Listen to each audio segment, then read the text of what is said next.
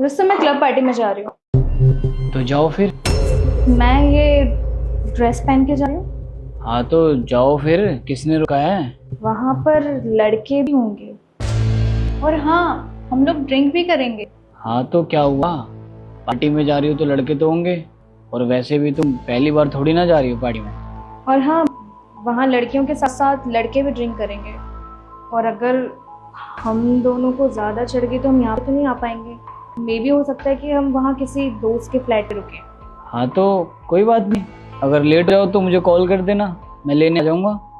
अच्छा, मुझे पैसे चाहिए। कितने पैसे चाहिए? यही करीबन 30,000 रुपये। लो, 30 से ज़्यादा ही होंगे, बाकी भी रख लेना। ठीक है, तो फिर मैं तुम्हें पैसों का हिसाब नहीं दूंगी। अरे ठीक है, मैंने कौन सा तुमसे हिसाब मांगा है? मैं देखती कौन हूँ। हाय। ये कौन है? यही तो है मेरा दोस्त, जिसके साथ हम दोनों पार्टी में जा रहे हैं और आज शायद हम इसी के फ्लैट पे रुके। ठीक है, ध्यान रखना भाई इसका। और रुस्तम ये अकेले रहता है। एक्चुअली क्या है ना, इसका 1 BHK फ्लैट है, तो एक ही रूम होगा। ठीक है फिर, अगर तुम्हें रुकने का मन हो तो रुक जाना। ठीक है, जा रही हूँ मैं। चल सिमी। ठीक है, ध्यान से जाना। Good night. यार, मुझे तो समझ ही नहीं आ रहा कि मेरे पति को हो क्या गया है। ना रोकते हैं ना टोकते हैं। इवन आज मैं इतने छोटे कपड़ों में पार्टी में जा रही हूँ, वो भी लड़कों के साथ, तो भी उन्हें कोई दिक्कत नहीं इस बात से। मैंने यहाँ तक कि उन्हें ये तक बताया कि पार्टी में लड़के होंगे जो कि ड्रिंक करेंगे, लेकिन मुझे यकीन नहीं हो रहा कि इस पर उनका कोई रिएक्शन नहीं था। और ऊपर से मैंने उनसे 30,000 रुपए मांगे तो उन्होंने बिना कुछ कहे मुझे 30,000 रुपए पकड़ा दिए। मुझे तो लगता है कि वो मुझसे प्यार ही नहीं करते। यार, तुझे तो फ्रीडम पसंद थी, अब तेरा पति तुझ पे रोक टोक नहीं लगा रहा है तो भी तुझे दिक्कत हो रही है। यार, नहीं चाहिए मुझे कोई ऐसी फ्रीडम जिससे कि उन्हें फर्क ही ना पड़े। हर एक पति पत्नी के रिश्ते में क्या जरूरी होता है कि वो एक दूसरे को समझे, एक दूसरे की केयर करे, इवन एक दूसरे को गलत करने से रोके। हम दोनों में चीजें इतनी बदल गई हैं कि पहले वो मुझे पार्टी में जाने से रोकते थे, उन्हें हर चीज से फर्क पड़ता था, लेकिन अब तो ऐसा लगता है कि उन्हें मुझे किसी बात से फर्क नहीं पड़ता। देख सुमन, मैं एक लड़का हूँ, तो मुझे पता है जब सामने वाले को हर्ट होता है ना तो उसके पीछे कोई ना कोई वजह होती है। तूने शायद उसे कुछ बोला हो जो उसे बुरी लगी हो। थोड़ा ना सोच के देख, तूने शायद उसे कुछ गलती से बोल दिया हो। मैंने एक बार बोल दिया ना, क्लब नहीं जाना तो नहीं जाना। और मैंने भी तुम्हें बोल दिया कि मैं पार्टी में जाकर रहूंगी। और मैंने 10 बार कहा है कि जब भी मैं अपने दोस्तों के साथ बाहर जाया करूं तो मुझे पीछे से टोका मत करो। एक बात बताओ, तुम शादीशुदा हो, कहीं से लगती भी हो शादीशुदा हो? ना गले में मंगलसूत्र, ना मांग में सिंदूर। तुम बिल्कुल पागल हुए हो क्या? मैं बाहर क्लब में जा रही हूँ, ये मांग में सिंदूर और गले में मंगलसूत्र पहन के जाऊंगी मैं वहाँ? अरे तो मत जाओ, जाना जरूरी है क्या?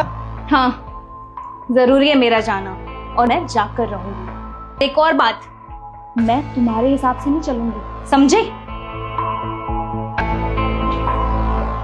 सुमन, सुमन मेरी बात तो सुनो।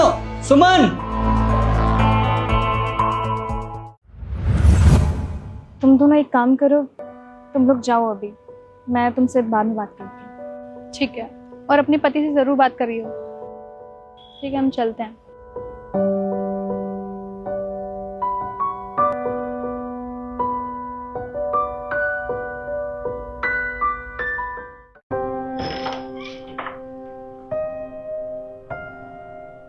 क्या हुआ, तुम पार्टी में नहीं गई? Rustam, I am sorry. मैं जानती हूँ कि तुम मुझसे नाराज हो। नाराज? भला मैं क्यों नाराज होऊंगा?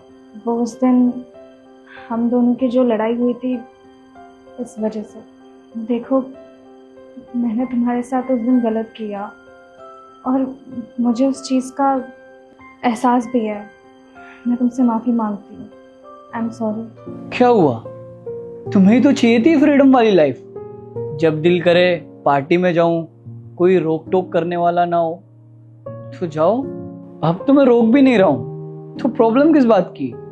जाओ पार्टी करो रात भर। रुस्तम बस करो ना, मुझे मेरी गलती का एहसास हो गया है। अब मैं नहीं करूंगी आगे से ऐसा। और मुझसे ये तुम्हारा बिहेवियर नहीं देखा जा रहा। प्लीज पहले जैसे हो जाओ ना, मैं तुमसे रिक्वेस्ट करती हूँ, मैं वो करूंगी। कोई बात नहीं, माफ कर दिया तुम्हें, बट आगे से कभी ऐसा मत करना। और हाँ, अगर पार्टी में जाना है तो जा सकती हो, बस टाइम से आ जाना। मैं किसी पार्टी में नहीं जा रही थी, वो तो ये सब मैंने नाटक किया था। मैं बस तुम्हारा रिएक्शन देखना चाहती थी, और मैं चाहती थी कि तुम मुझे पार्टी में जाने से रोको, लेकिन तुमने तो मुझे मना ही नहीं किया। तुमने मुझे मजबूर किया था ऐसा करने पे। अच्छा ये सब छोड़ो, और तुम रेडी हो गई हो तो मैं भी रेडी होके आता हूँ, फिर हम कहीं बाहर घूमने चलते हैं। ठीक है। पापा, आपने कहा था ना जिससे शादी करनी हो बता देना, तो इनसे मिलो। ये रुस्तम है और ये दक्ष। अच्छा अच्छा, तो ये दोनों हैं? हाँ पापा, ये रुस्तम है जो मेरा बचपन से दोस्त है, और ये दक्ष जिसके साथ मैं ऑफिस में काम करती हूँ, और ये भी मेरा बहुत अच्छा दोस्त है। मुझे दोनों ने ही प्रपोज किया है शादी के लिए, और जैसा कि आपको पता है कि शादी का डिसीजन लाइफ लॉन्ग डिसीजन होता है, तो मुझे समझ में नहीं आ रहा कि मैं किससे शादी करूं। आप इसमें मेरी थोड़ी हेल्प कर सकते हो? अच्छा, मैं अभी दूर कर देता हूँ।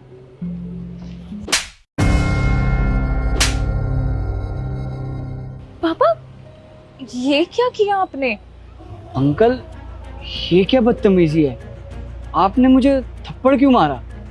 अगर मेरी कोई गलती है तो मुझे बताओ, लेकिन ऐसे बेवजह मुझ पे हाथ नहीं उठाना चाहिए था।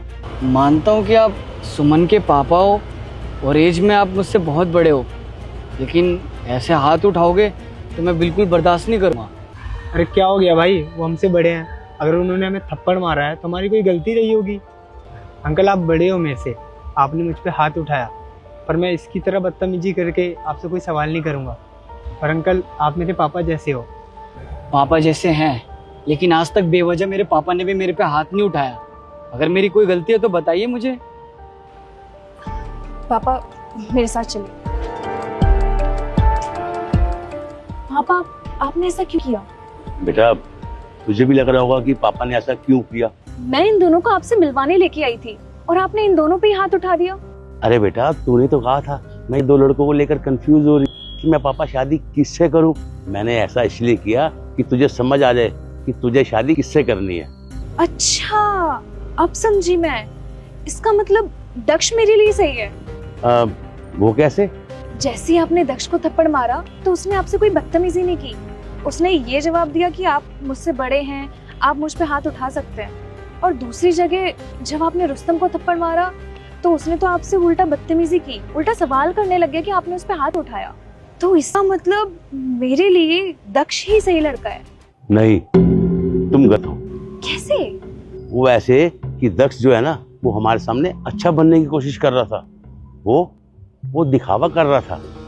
जैसे वो दिखाई देता है ना, ऐसा वो है नहीं। तुमने देखा नहीं कैसे वो कह रहा था कि आप मेरे पापा की तरह हो, आप मुझे एक थप्पड़ और मार लोगे तब भी कोई बात नहीं।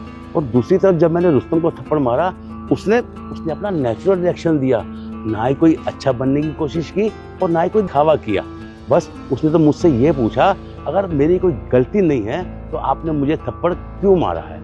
बेटा, रुस्तम ना सही के लिए लड़ सकता है, तुम्हारे लिए भी और अपने लिए भी। चाहे उसके सामने कोई भी हो, वो गलत के लिए आवाज उठा सकता है। समझ गई पापा।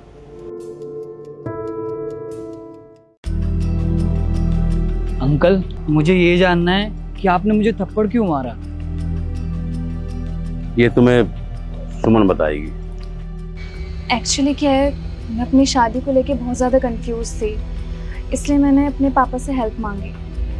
एक तरफ है रुस्तम जो मेरे बचपन का दोस्त है और साथ में बेस्ट फ्रेंड भी। इसके साथ मैं बहुत ज़्यादा सेफ फील करती हूँ। इवन जो मैं अंदर से हूँ वैसे मैं बाहर से भी रहती हूँ। और रुस्तम के आगे मुझे किसी भी तरीके का दिखावा नहीं करना पड़ता।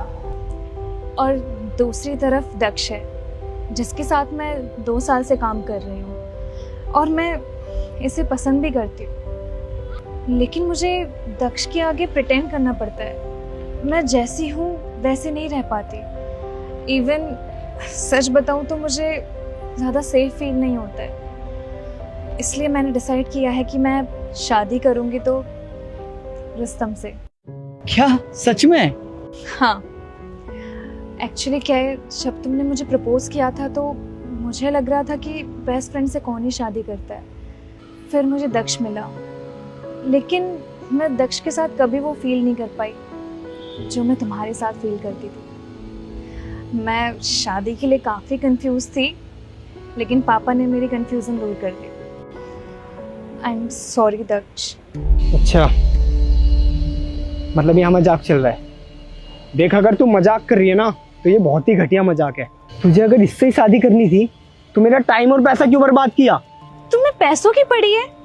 यहाँ गलत डिसीजन लेकर अगर हम लोग शादी कर लेते ना तो हम तीनों की लाइफ बर्बाद हो जाती। तुम्हें अंदाजा भी है कितना गलत हो जाता? अरे गलत तो मैं तेरे साथ करूंगा। तूने मुझे यहाँ पे क्यों बुलाया है? अपने बाप से थप्पड़ पड़वाने के लिए? अरे मेरे बाप ने आज तक मुझ में ना कभी थप्पड़ नहीं मारा है, और तेरे बाप ने मिलते ही मेरे पे हाथ छोड़ दिया। अगर तेरे से शादी नहीं करनी होती ना मुझे तो बताता इसे।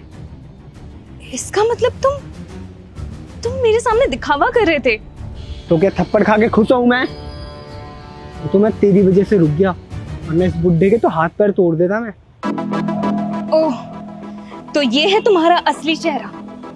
अच्छा हुआ सही टाइम पे सामने आ गया। तेरी ओए, बहुत हो गया तेरा। अब इससे एक वर्ड और बोला ना तो मुझसे बुरा कोई नहीं होगा। इसको किससे शादी करनी है किससे नहीं वो इसकी मर्जी है। तू उसके साथ जबरदस्ती कर सकता, और इसने तुझे दिया था टाइम। अब वो तू नहीं बन पाया, इसमें तेरी गलती है।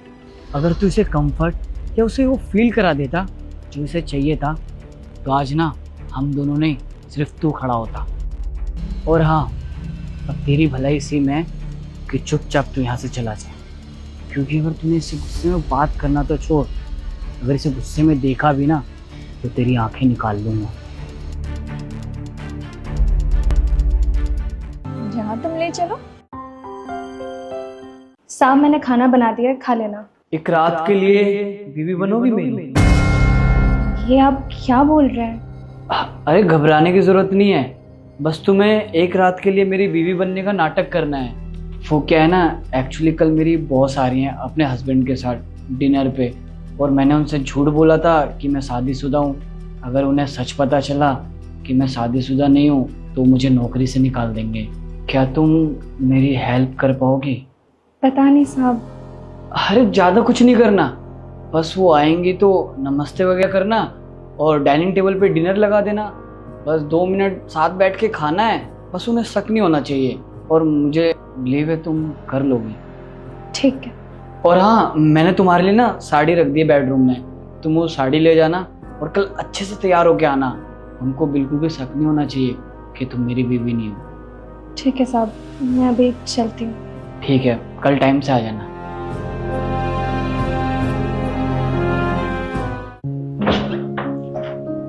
आइए मैम, ये मेरा छोटा सा घर। अरे वाह, घर तो बहुत सुंदर है। Thank you ma'am. किस्मत वाले हो जो तुम्हें इतनी सुंदर वाइफ मिली है।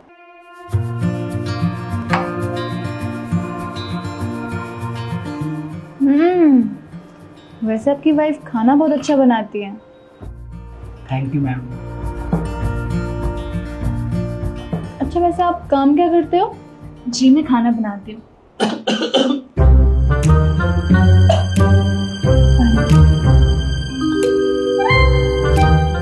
जी, मेरे कहने का मतलब है कि मैं अपने पति के लिए खाना बनाती हूँ। वो कहते हैं ना, पति के दिल का रास्ता पेट से होकर गुजरता है। वैसे मेरी बीवी भी खाना बहुत अच्छा बना लेती है, बस सपने में।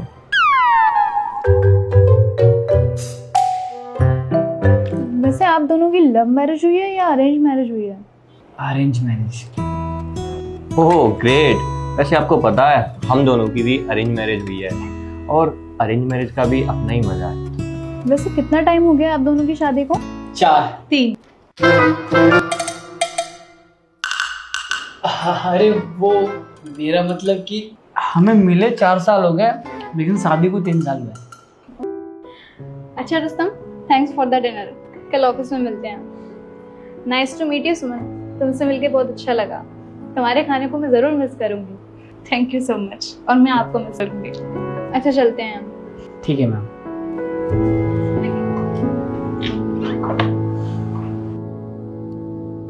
एक्टिंग तो अच्छी की थी ना मैंने। चाय मिलेगी? पैसे हैं? हाँ है। हाँ तो मिलेगी ना। हाँ कौन सी दूं, 10 वाली या फिर 15 वाली? मतलब ये 10 वाली नॉर्मल और 15 वाली स्पेशल चाय। वैसे आपके हालात देखकर लग रहा है कि आप तो 10 वाली नॉर्मल चाय पियेंगे ना। 10 वाली क्यों पीऊंगा, 15 वाली दो। ठीक है देती हूँ, ये लो। और क्या कह रही थी तुम? मेरे हालात? सामने कंपनी देख रही हो ना, इस कंपनी में जॉब करता हूँ मैं। 30,000 रुपये सैलरी है मेरी। तुम्हारी तरह ना चाय नहीं बेचता मैं। इज्जत से बात किया करो मेरे से। 30,000 की सैलरी में तुम्हें इज्जत चाहिए? तुम्हारा बॉस भी देता है तुम्हें कभी इज्जत? नहीं ना। और मुझसे इज्जत चाहिए। चाय पियो और निकलो यहाँ से। वैसे भी तुम्हारे जैसे कर्मचारी लोग ना यहाँ पे डेली आते हैं, रो रो के बस अपनी दुखड़े सुनाते रहते हैं कि तुम्हारा बॉस कैसे तुम पे अत्याचार करता रहता है, कैसे बैंड बजाता है तुम लोगों की। और मेरा ना यहाँ पे कोई बॉस नहीं है, मैं अकेली लेडी बॉस हूँ। और क्या कह रहे थे तुम? महीने के 30,000 रुपए कमाते हो? मेरे यहाँ ना दिन के 300 लोग आते हैं। अगर एक इंसान को मैं 10 से 15 रुपए की भी चाय देती हूँ ना, तो एवरेज ना डेली के 3600 रुपए इनकम है मेरी। और हाँ, मेरे दुकान पे ना कुछ टेंशन वाले लोग भी आते हैं, यू नो। दिन के 3 से 4 डब्बी तो कहीं नहीं गए, तो 7 से 8,000 रुपए मेरी डेली की सेल हो जाती है, जिसमें मैं बचाते बचाते 4,000 रुपए तो बचा ही लेती हूँ। और मैं कमाती हूँ महीने का 1,20,000। फिर भी इनको इज्जत चाहिए। अगली बार ना मुझे ज्ञान मत देना। तुम सच में महीने का 1,20,000 रुपये कमाती हो? अरे जब इतने पैसे कमाती हो तो तुम कोई कैफे क्यों नहीं खोल लेती हो? वो क्या है ना, शो ऑफ करना मुझे पसंद नहीं है। कैफे खोलो फिर उसके बाद बंदे लगाओ, यार बहुत सिरदर्दी है। मुझे तो यही काम मस्त लगता है, सुबह चाय बेचो और शाम तक अपनी दुकान बढ़ा दो, और जितना पैसा आया वो अपनी जेब। बनिया हूँ, पैसा बचाना मुझे अच्छे से आता है। तुम क्यों नहीं खोल लेते अपनी चाय के स्टॉल? हाँ, अब बीकॉम किया हुआ बंदा चाय बेचेगा हैं? शो ऑफ वाले लोग। चाय बेच बेच के ना लोग प्रधानमंत्री बन गए हैं। और वैसे भी तुम्हारे 30,000 रुपए से तो ज्यादा ही कमा लेती हूँ मैं। जी सर। हाँ सर, बस चाय पीने आया था मैं।